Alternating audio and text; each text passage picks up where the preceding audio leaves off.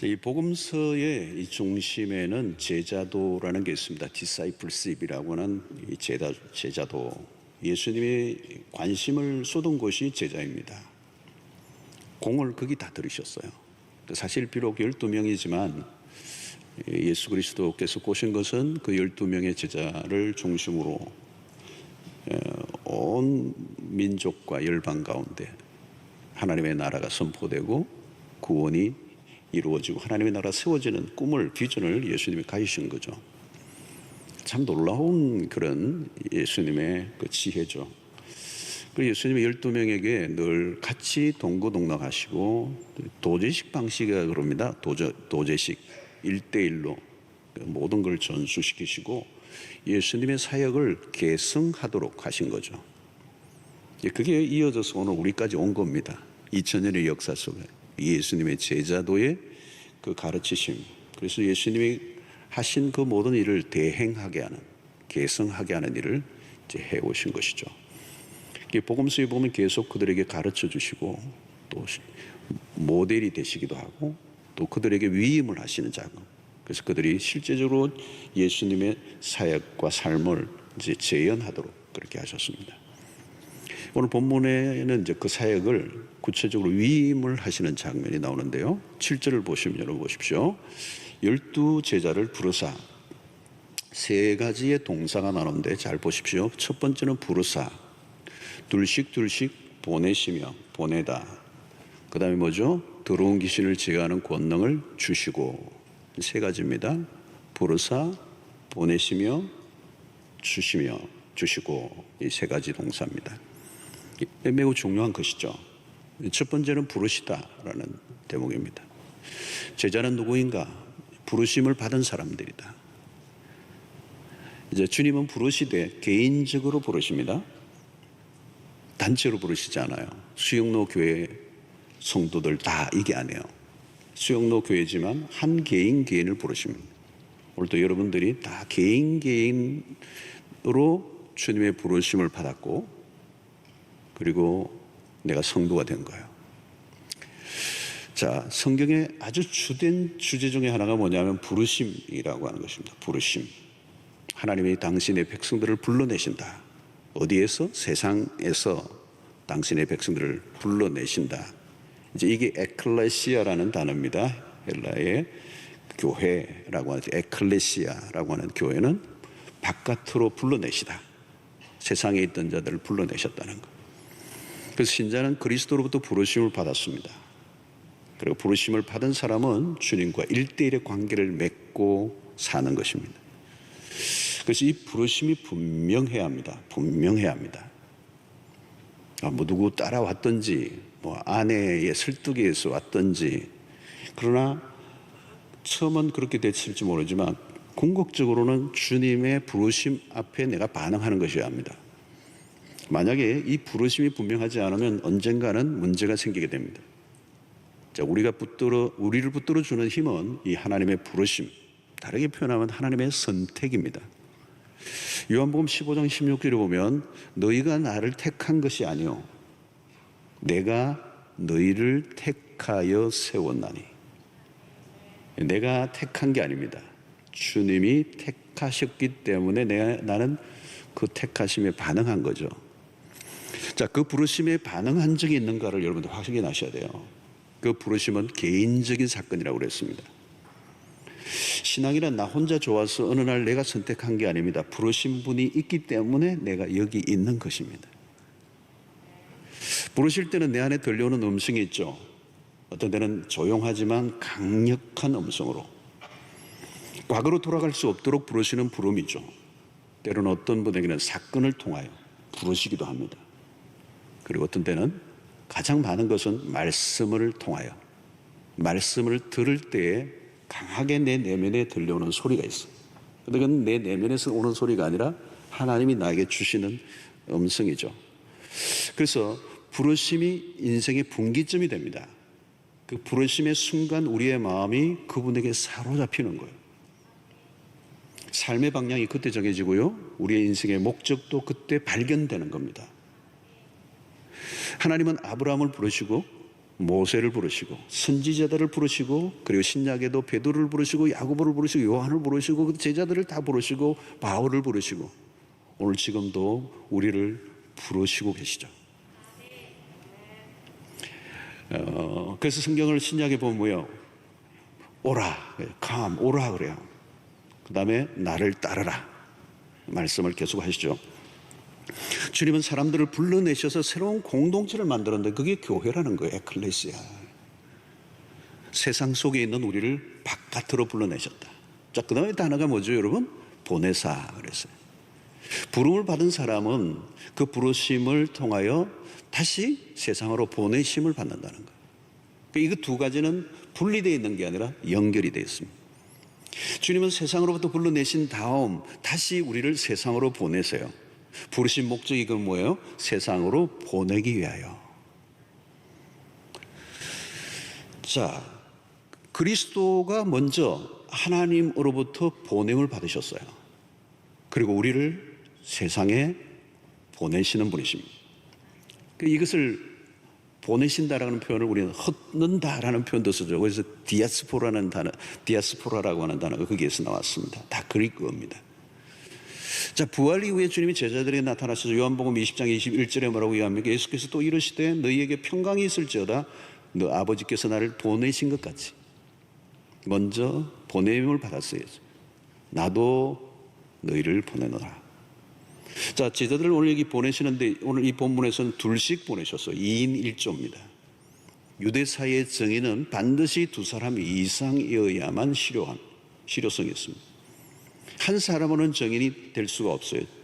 정인은 한 사람보다 두 사람이면 더 확실해지죠. 2인 1조로 보내셨습니다. 자, 아무튼 신약의 성도들은 모두 주님으로부터 파송을 받았어요. 마태복음 28장 18절로 20절이 유명한 예수님의 마지막 대사명입니다. 예수께서 나와 말씀하시되 이르시되 하늘과 땅의 모든 권세를 내게 주셨으니 그러므로 너희는 그 다음에 무슨 단어예요? go, 갔어. 이게 중요합니다. 여러분, 예수님이 남기신 마지막 유언이고 대사명이에요. 너희는 갔어. 너희는 갔어. 이 제자들에게 주신 명령이지만 신약의 모든 성도들이 이 구조를 같이 받은 거예요. 12명에게만 주신 명령이 아니에요. 그래서 우리는 예수님의 12제자를 사도라고 부르죠. 사도라는 이 말의 뜻은 보냄을 받았다라는 뜻입니다. 제자라는 말의 뜻에는 훈련을 받는다라고는 의미가 많지만 사도라는 말은 보냄을 받는다는 거예요.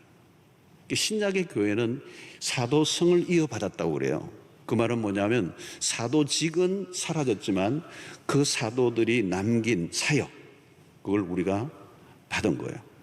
그러면 뭡니까? 사도란 보냄을 받았다는 거예요. 그래서 신약에 있는 모든 교회의 성도는 보냄을 받았다. 자, 여러분, 성경은 계속 우리에게 가라고 말씀하십니다. 그래서 모여서 예배를 드리고 은혜를 받고 훈련을 받고 무장을 난 다음에 어디에 뭘 해야 되느냐?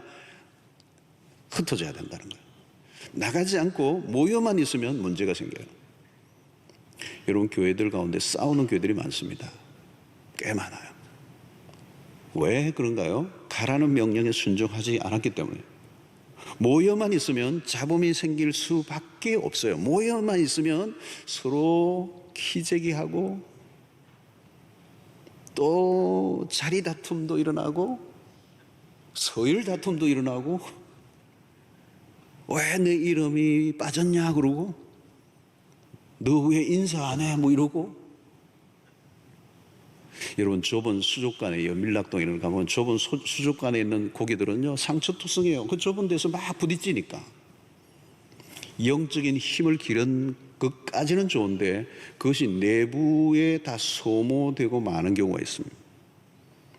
주님은 계속 보내시는데 왜 안 가는가? 첫 번째, 교회 안이 편안하기 때문에. 교회 안에 있으면 신자들은 안전하죠. 믿는 사람들끼리 있으니까 얼마나 좋습니까? 안전한 곳이죠. 근데 이빨 빠진 호랑이가 되는 거예요. 이빨만 빠진 게 아니라 호랑이의 발톱에 막 메리큐도 바르고 전투력이 전혀 없는 것입니다. 교회 안에서만 머물러 있으면 교회는 도피처가 되고 온실이 되는 것입니다. 왜 안 나가려고 하죠? 두렵기 때문에. 세상으로 나가면 신앙의 실력이 금방 드러납니다. 전도를 해보면 알아요. 용기도 필요하지만요, 갑자기 질문을 탁 던지면 막막한 거예요. 여러분, 세상은 거칩니다. 전도를 하다 보면 무시를 당할 수도 있고 욕을 쏟아붓는 사람들도 있습니다. 교회 안에서는 실력이 없는지 있는지 알 수가 없어요. 그런데 교회 바깥으로 나가는 순간 각자의 실력이 드러납니다. 불신자가 불쑥 질문을 던지면 답을 해줘야 되는데, 주식이나 부동산에 관련된 것은 할 말이 많은데 성경에 대해서는 자신이 없는 거예요. 직장 동료가 어려움에 있다면 손을 딱 잡고 내가 기도해 줄게, 이 정도의 담력이 있어야 되잖아요. 신앙생활을 5년 10년 제대로 했다면 귀신 들린 자들과 맞붙어 싸울 수 있어야 되죠.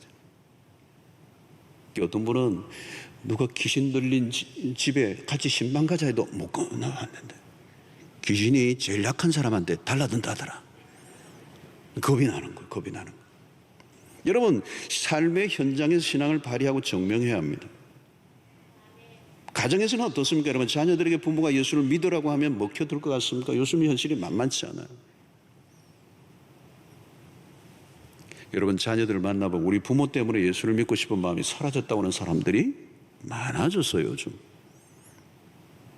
세상은 고사하고 가정에서조차 먹혀들지 않는 신앙. 여러분, 신앙이 교회 내부용으로는 괜찮았는데 외부용으로 전환되는 순간 작동이 안 되는 경우가 많다는 거예요. 교회 안에서 좋은 신자들이 너무 많아요. 한국교회 자랑이에요. 교회 안에서 신앙 좋은 신자는 너무 많아요. 그런데 세상으로 나가면 형편없이 깨져버려요. 목회자들이 목회를 좀 잘못한 부분이 있어요. 우리는 모여있기보다 흩어져야 합니다. 흩어지기 위해서 성경 공부하고, 흩어지기 위해서 묵상하고, 흩어지기 위해서 우리가 기도하고. 흩어짐이 교회의 사명이에요. 미션이라는 말이 뭡니까? 미션을 우리는 선교라고 하죠. 그죠? 선교라는 그 미션이라는 이 단어 안에는, 이 라틴 안에는 보내다라고는 의미예요. 그러니까 선교는 사명이라는 단어로도 이렇게 말을 쓰기도 하지만, 선교, 미션이라는 말이 선교요, 사명이요. 그런데 그 사명은 뭐예요? 세상에 나가라는 거예요. 복음을 전하러 나가라는 거예요. 여러분, 우리는 다 하나님의 나라의 대사들입니다. 하나님의 나라를 우리를 통해서 소개해 줘야 되는 거예요. 그러니까 가게에서 프론트에 앉아있는 나는 점원이기도 하지만 그리스도의 대사로서 있는 거예요. 내가 지금 머물고 있는 곳이 보내신 곳입니다. 지금 내가 하고 있는 일이 소명이라고 하는 것입니다. 우리는 세상과 고립되어 살아가면 안 됩니다. 실상은 어떻습니까? 신앙생활을 오랫동안 하면 할수록 세상과 점점 단절되어져 버립니다. 여러분, 이 단절이라는 게 참 무섭습니다. 단절되면요, 불신자들과 소통의 고리가 없어요. 소통이 잘 안 돼. 우리의 쓰는 언어도 다르고 우리의 행동도 달라 보이고 우리의 모든 게 세상 사람과 단절이 되어버리는 거예요. 소통이 안 되는 거죠. 여러분, 단절되어버린 세상을 어떻게 나와 세상과 단절해버리면 그들을 구원으로 이끌 수가 있느냐. 교회도 마찬가지, 주변의 이웃들과 계속 소통해야 합니다. 소통을 해야 돼요. 코로나19를 통해서 한국교회 민낯이 드러나고 있습니다. 이전보다 교회가 세상과 더 높은 벽을 쌓는 경우가 많아요. 세상이 교회를 우려하는 눈길을 보내고 있는 거죠. 폐쇄적인 공동체의 모습, 심지어 혐오 그룹으로 비춰지기도 합니다. 여러분, 종교개혁이 일어났던 시대에도 지금과 비슷한 전염병이 창궐했습니다. 그 당시에 흑사병이라는 거예요. 흑사병. 이 중세기에 무섭게, 이것보다 훨씬 더 강도 높게 흑사병이 유행을 했습니다. 마틴 루터는 비텐베르그를 떠나지 않고, 자기가 있던 비텐베르그라는 도시를 떠나지 않고 흑사병이 창궐할 때 그 환자들을 돌보는 일들을 했다는 거예요.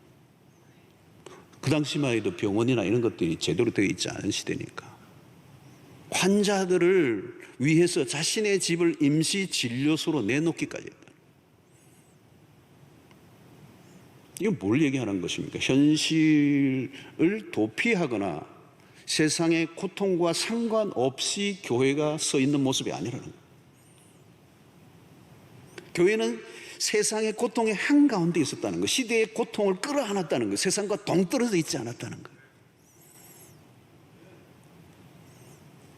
바로 그것이 교회가 세상에서 존재해야 할 목적이기 때문에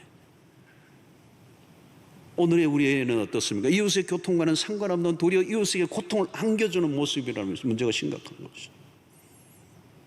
우리가 지난 몇 주 동안 계속 헌혈한 것도 최근에 코로나 상황으로 인해 피가 모자란다는 사실 때문에 많은 분들이 동참을 해주셨어요. 우리 전국에 한 15교회가, 전국에 15교회가 이걸 우리 목사님들이, 친한 목사님들이 합의를 해가지고 했는데, 오히려 이게 막 언론들이 한국교회에 이런 일을 한다고 막 많이 또 비추어졌어요. 너무 감사하죠. 여러분, 교회는 왠지 꽉 막힌 사람들, 세상과는 동떨어져 있는 외계인 그룹들로 빚어지고 있지는 않는가. 교회는 세상과 담을 쌓으면 안 됩니다. 세상 안으로 들어가야 돼요. 세상의 고통에 귀를 기울여야 합니다. 그래서 붉은 십자가 그려진 티셔츠 입고 노방전도만 하는 게 전부가 아니에요. 그런 것도 해야 되지만 그것보다 훨씬 더 지혜로운 선택이 필요하죠. 시대. 문화를 읽을 줄 알아야 되고요. 특히 세상을 읽을 줄 알아야 돼요. 세상의 언어를 우리가 가져와야 되고, 특히 젊은 층들, 청소년들을 충분히 이해하고 그들을 끌어안는. 여러분, 오늘날 많은 교회들이 젊은이들이 다 사라졌어요. 저는 서구의 교회를 봤습니다. 호주의 교회들. 이제 문 닫을 날만 기다리고 있는 거예요. 젊은 세대들이 교회를 오지 않는. 여러분, 젊은이들과 대화가 가능합니까? 그들과 소통할 수 있을까요? 집에서 자녀들과 대화를 해보면 금방 할 수 있습니다. 대화를 안 하려고 그래요. 그러면 어때요? 이미 끊긴 겁니다. 여러분, 내가 있는 곳이 부르신 자리죠. 주부는 가정의 보냄을 받았으면 가정을 소홀히 다루면 안 됩니다. 교회 일을 한다는 미명하에 가정을 소홀히 한다, 자녀들을 돌보는 일을 소홀히 한다, 그것은 성경이 말하는 게 아니에요. 부모가 가정에서 기도와 말씀으로 자녀를 양육하는 것이야말로 거룩한 소명이에요. 우리가 부르신 자리예요. 코로나19 상황을 보면서 우리에게 많이 놓친 게 가정이라는 걸 다시 한번 확인하거든요. 남편들은 일터로 보냄을 받았으면 일터에서 대사의 직무를 감당하는 거죠. 보냄을 받은 자의 일상, 그것이 교회 안에서 봉사하는 것만큼이나 중요한. 신자의 진가는 바깥에서 결정이 난다는 게, 교회 바깥에서. 우리는 모든 에너지를 교회 안에 다 쏟았어. 그런데 세상을 방치해버렸어. 세상과 소통이 일어나지 않아. 세상과 단절을 해버렸어. 성을 쌓아버렸어. 여러분, 세상으로 나가기를 꺼려한다면 결국 신앙은 활력을 잃고 맙니다. 신앙이 어느 순간부터 무료해지고요, 맹숭맹숭해지고요, 세상과 단절한 교회 역시 무기력증에 빠지고 맙니다. 전투력을 잃어버렸어. 야성을 잃어버린 신자는 종이 호랑이요, 신앙은 장식품에 불과한 것입니다. 가라는 명령을 거부하는 순간 우리의 존재에 혼란이 오는 것이죠. 내가 누구인가? 우리를 보내셨는데 보내신 자리가 없으니까 삶에, 신앙에 혼란이 오는 것입니다.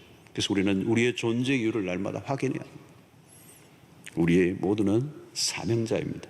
그 사명은 세상 속에서 그리스도의 대사의 직무를 감당하는. 자, 세 번째 보십시오. 제자들의 권능을 주셨다고 그랬으면, 주님은 제자들을 그냥 보내시지 않고 더러운 귀신을 내어 쫓는 능력을 주어 보내셨다는. 이런 세상의 한가운데 들어가려고 하면 실력을 갖춰야 합니다. 사명을 내가 어떻게 감당할까 걱정할 필요 없어요. 보내신 분이 책임지십니다. 더러운 귀신을 제어하는 능력을 주신 이유가 뭡니까? 세상 안으로 들어가 하나님의 권능을 드러내라는 거예요. 여러분, 세상 안으로 들어가 보면요, 마귀가 모든 것을 장악하고 있다는 것을 금방 알게 됩니다. 곳곳에서 마귀가 진을 치고 있어요. 이미 세상은 어둠의 권세의 영향력 안에 있습니다. 주님은 마귀를 내어 쫓으신 이후 공생의 사역을 시작하시죠. 모세 역시 애굽의 모든 술객과 박수들의 능력을 끊고 난 다음에 애굽에서 풀려납니다. 복음서에서 귀신을 쫓아내는 일이 자주 등장하는데요, 하나님의 나라가 임했음을 드러내는 아주 구체적인 사건이 귀신을 내어 쫓는 일이었습니다. 마귀는 자신의 영역을 빼앗기지 않으려고 발악을 하죠. 여러분, 세상 안에 살아가는 사람들은 마귀의 지배하에 있기 때문에 이미 위험한 상태의 삶을 늘 살아가고 있습니다. 세상에서 일어나는 데를 보십시오. 탄식이 절로 나와요. 사람들은 매일 아찔한 상황 속에서 살아가고 있는 거예요. 지금도 우리가 생각하면 끔찍한 사건, 사고들이 끊임없이 일어나는데 이게 우연일까요? 아니에요. 그 안에 어둠의 권세 잡은 자들이 장악하여 그 일들을 행하고 있는 것입니다. 여러분, 사람들의 영혼을 건져내는 일은 결코 쉬운 일이 아닙니다. 파송받은 제자들이 권세가 주어진 이유가 바로 그것이죠. 현장에 가면 죽느냐 사느냐의 전쟁이 벌어지는 거죠. 여러분, 현장에 나가면요, 정신이 번쩍 듭니다. 마귀가 노골적으로 태클을 거는 거죠.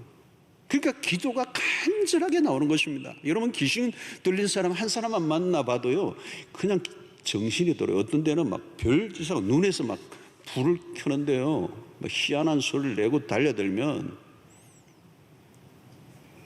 완강하게 저항하는 거거든요. 그냥 도망가지 않아요.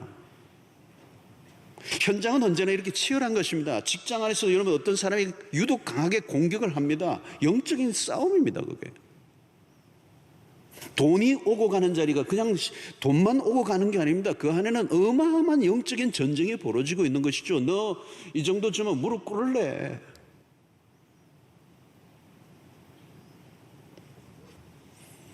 여러분, 우리는 하늘의 권세를 얻지 않으면요, 현장에서 맥도 못 쳐요. 교회 안에 있을 때는 몰랐어요. 그런데 교회 바깥으로 나가면 어둠의 권세가 실제적으로 모든 영역에 지배를 하고 있기 때문에. 그래서 여러분, 효과적인 사역을 위해서 그리스도께서 제자들에게 귀신을 내어 쫓는 권세, 병을 낫게 하는 권세를 주신 거예요. 여러분, 우리가 권세를 달라고 할 필요도 없습니다. 복음의 현장으로 나가서 복음 위에 살다 보면요, 권세가 따라오게 돼 있어요. 여러분, 주님의 주신 권능이 실제적으로 제자들에게 어떻게 나타났습니까? 오늘 13절 마지막 절 보십시오. 많은 귀신들을 쫓아내며 많은 병자에게 기름을 발라 어떻게 해요? 고치더라. 이게 지금 주님이 행하셨던 일입니다. 귀신을 쫓아내고 병자를 고치신 사건이 주님이 행하신 일인데, 주님의 제자들에게 그 권세를 주사 제자들에게 동일한 역사가 나타난 거예요. 저는 여러분들에게도 이런 역사가 일어나게 되기를 축원합니다. 그냥 여러분, 우리에게 이런 능력을 달라고 하면 의미가 없습니다. 세상 한가운데 들어가서 구원을 위하여 한 영혼을 건져내기 위해서, 그 사단의 권세에 잡혀있는 자를 끄집어내기 위해서는 그보다 더 큰 능력이 우리에게 주어지지 않으면 그를 이끌어낼 수가 없단 말이죠. 그래서 여러분, 직장에서 어려움을 겪고 있는 사람이 있으면 손을 딱 잡고 내가 이 문제를 위해서 하나님께 기도해 줄게. 눈 감아라. 기도하자. 그렇게 할 수 있어야 돼요. 뭐 기도하면 안 되겠니? 이러면 안 돼요. 선포해야 되고요. 여러분, 사도행전에 무슨 일이 났습니까? 베드로와 요한이 성전 미문에 앉아서 일평생 일어서지 못한 자들을 향하여 은과 금은 내게 없거니와 내게 있는 것으로 내게 주노니 곧 나사렛 예수의 이름으로 일어나 그러나 할 때 어떤 역사가 일어났습니까? 권능이 나타난 것입니다. 이것은 당시에 그냥 어떤 기적이 나타났다는 정도가 아니에요. 이 베드로의 선포는 새로운 시대에 새로운 권능이 드러나고 당시의 무기력한 종교 체제에 대한 일종의 도전이에요. 아무 일도 일어나지 않았거든요, 그 당시에. 40년 동안 그 일어서지 못한 그자가 앉아서 동전만 던질 줄 알았지, 아무도 그에게 예수의 이름으로 선포하고 그 권능을 일으키게 할 만한 자신감, 담대함이 없었던 거예요. 그런데 베드로에게 그 담대함이 오면서 예수의 이름으로 선포하니까 역사가 일어난 거죠. 무기력했던 그 당시 유대 종교의 그 모든 것들에 대한 일종의 거대한 도전과 같았어. 여러분, 나 하나 잘 되기를 바라고 자식들을 위한 기도가 개인의 축복에만 맴도는 기도는요, 공회전을 하는 겁니다. 예수의 이름으로 능력을 드러내는 것은 영혼을 건져내는, 마귀의 권세 아래 있는 자들을 구원의 길로 이끌어내기 위하여 내 자신의 문제가 아니라 그 형제와 이웃을 위해서 담대하게 선포할 때 나만의 기도에서 벗어나 다른 사람의 영혼을 위하여 우리의 삶을 드릴 때 오늘 또 기적은 일어나고도 남는 역사가 있다. 나를 변화시킨 하나님의 능력이 나에게만 적용되는 게 아니겠죠. 다른 사람에게도 나타나는 것. 나의 문제가 아니라 하나님의 나라를 위해서 여러분들이 선포함으로 예수의 능력이 일상 속에 나타나게 되기를 주의 이름으로 축원합니다. 자, 8절 이후부터는 보냄받은 자의 생활에 대한 매뉴얼이 나와요. 8절 9절을 보면 명하시되 여행을 위하여 지팡이 외에는 양식이나 배낭이나 전대의 돈이나 아무것도 가지지 말며 신만 신고 두벌 옷도 입지 말라 하시고, 이 말은 뭐냐면 기본적인 필요, 복음을 위해 살아갈 때 기본적인 필요를 주님이 채워주신다. 주님은 제자들이 순종하고 현장으로 나가면 필요한 것들을 채워주시겠다고 약속을 지금 하고 계시는 거죠. 미리 준비하고 가는 게 아니라 나가면 주님이 해결해 주신다. 하나님의 나라를 위해 살아가는 사람들의 삶의 방식입니다. 모든 것이 완벽하게 준비된 상태에서 나가는 것이 아니라 내 문제를 해결하고 난 다음에 주를 위해 살겠다고 하는 것이 아니라 먼저 주님의 말씀 앞에 가라고 하는 명령 앞에 순종하며 나아가면 그 다음은 하나님의 몫이라는 것이.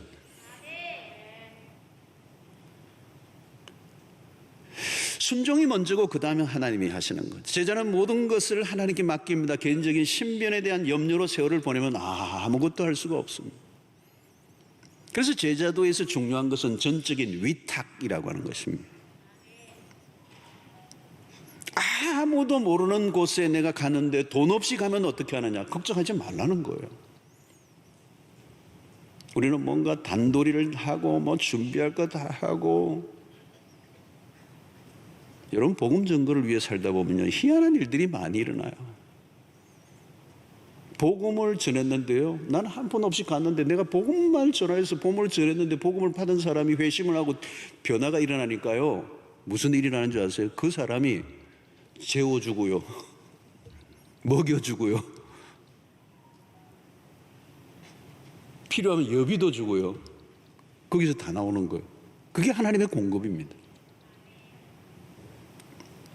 에너지를 엉뚱한 곳에 빼앗기지 말라는 거죠. 물론 오늘 본문의 말씀이 오늘날 우리 모두에게 적용되기에는 어려운 부분들이 없지 않아 있지만, 우리가 그리스도의 복음을 위해 살아가게 될 때 그리스도인들이 가져야 할 기본적인 삶의 기본기, 우리의 삶을 전적으로 그분에게 위탁하고 복음을 위해 살면 그 복음에 합당한 일들을 감당하도록 하나님의 공급을 하나님께 책임져 주시겠다. 멋있는 일들이 일어나는 거죠. 자, 10절을 보십시오. 또 이르시되 어디 있든지 누구의 집에 들어가거든 그곳을 떠나기까지 거기 유하라. 이 무슨 말씀이에요? 전도자가 처음 방문한 곳에 그 집에 머물라는 거예요. 그 집에, 그곳을 떠나기까지 거기 유하라는 거예요. 이 말은 뭐냐면 처음 방문한 집이 마음에 안 들 수도 있어요.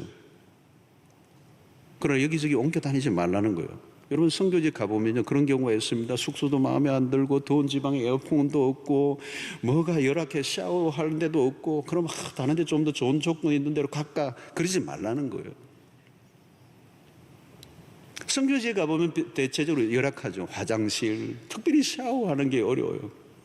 그 샤워하고 물이 없으니까 어떤 데는 따교 한 병 줘가지고 그거 가지고 샤워하라고 그래요.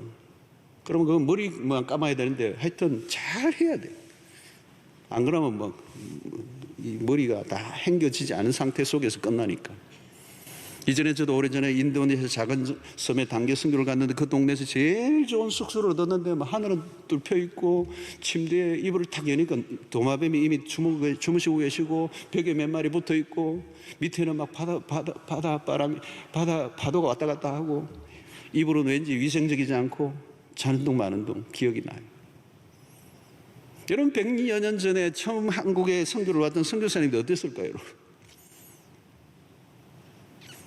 낯선 환경과 마주칠 때 피하고 싶어집니다. 그러나 주님은 어떤 환경이든지 그것을 받아들여라는 거예요. 만족하라는 거예요. 기본적인 필요만으로 만족하라는 거예요. 좀 더 좋은 조건을 찾아다니지 말라는 거예요. 편안함을 쫓으면 소기의 목적을 달성할 수가 없다는 거예요. 선교지에서 경험하는 것 중에 하나는 불편한 거에 있는 건 사실인데 그 묘한 기쁨이야. 불편하고 없는 것 투성인데 도시의 삶에서 얻을 수 없는 기쁨이 있어요. 불편하면 불편한 대로, 있으면 있는 대로, 없으면 없는 대로 사는 삶을 익히는 방식. 주어진 환경에 자족해야 그리스도의 왕국을 위해 충성할 수 있다는 것을 말씀하고 있는 것입니다. 자, 11절 마지막 절이죠. 어느 곳에서 너희를 영접하지 아니하고 너희 말을 듣지도 아니하거든 거기서 나갈 때에 발 아래 먼지를 떨어버려 그들에게 증거를 삼으라 하시니 그랬어요. 어디를 가든지 환영하는 곳이 있고 거부하는 곳이 있습니다. 모든 곳에서 환영한다고 생각하면 힘들어질 수 있습니다. 환영하지 않으면, 말을 잘 듣지 않는다면 미련을 두지 말고 떠나라는 거예요. 발 아래 먼지를 떨어버리라. 매몰차게 떠나라는 말은 아닙니다. 항상 우리는 매너가 있어야 되죠. 품격이 있어야 됩니다. 자, 오늘 여기서 말씀은 복음을 바라지 않는 곳에서 너무 많은 시간과 많은 에너지를 쏟지 말라는 거예요. 다소 의외일 수도 있습니다. 어떤 데는 좀 더 노력해야 될 필요가 있는 부분들도 있어요. 묵묵히 사역을 감당해야 되는, 하루아침에 열매가 맺히지 않기 때문에. 그러나 여기서 강조는 뭐냐? 긴박성입니다. 심판의 때가 가까웠다. 시간을 지체할 겨를이 없다. 마지막 때다. 우리는 우리의 시간과는 언제나 그리스도에게 맞추어야 합니다. 주님의 말씀에는 긴박감이 있어요. 그러므로 모든 사람들에게 골고루 복음을 들을 기회를 주어야 한다.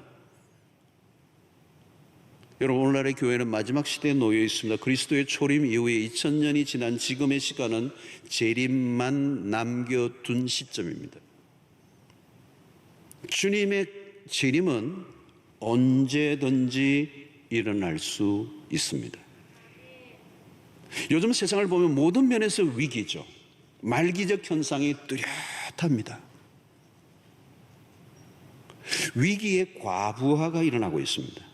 위기들이 과부하를 일으키고 있어요. 그렇다면 우리가 할 일은 분명합니다. 이 마지막 때 더욱더 복음 증거에 초점을 맞춰야 합니다. 왜 기독교가 그렇게 극성을 비추는가? 긴박성을 가지고 있기 때문에. 기독교의 역사관이, 시간관이 처음과 마지막을 향해 가는데 그 마지막의 끝 지점에 있기 때문에. 때로는 지나친 행동을 하는, 오버하는 사람들이 있긴 합니다. 그러나 중요한 것은 시간에 대한 긴박성, 그 긴박성의 메시지도 매우 중요하죠. 곧 임할 심판을 알려야 한다면 느긋할 수는 없는 거죠. 언제라도 좋으니 믿어보라. 그렇게 할 수가 없어요. 어떤 사람은 두 번 다시 만나지 못할 사람도 있어요. 영원히 기회가 주어지지 않을 수도 있어요. 물론 그렇다고 해서 지나친 극단주의자가 되라는 말이 아닙니다. 항상 극단적인 종말론자들로 인하여 사람들을 혼란에 빠뜨리는 경우가 있습니다. 그들의 특징은 거기에만 모든 걸고 일상을 멈춰버리는 게 문제예요. 여러분, 언제든지 극단은 조심하셔야 합니다. 한쪽으로 너무 지나치게 기울어진 모습은 경계해야 한다는 거예요. 우리는 긴장감을 가지고 우리가 있는 곳에서 복음의 나팔을 불어야 합니다. 듣든지 듣지 않든지 우리는 선포해야 합니다. 그리스도가 오십니다. 인류의 마지막 심판이 가까웠습니다. 예수를 믿으십시오. 우리가 어디를 방문을 하든지 방문의 주목점은 복음 전가야 합니다. 다른 것은 다 좋은데 영혼 구원을 놓쳐버린다면 허무한 일이에요. 비즈니스 중에 비즈니스는 영혼을 구원하는 일이에요. 전도는 하나님의 비즈니스의 핵심입니다. 무엇을 하든지 복음을 전하는 기회로 만들어 보시기를 바랍니다. 그냥 취미생활만 하지 마시고 복음을 전가하는 도구로 한번 여러분 접근해 보세요. 피트니스 센터에서 운동을 한다면 그냥 운동이 목적이 아니라 복음을 전가하는 가운데 운동을 해보세요.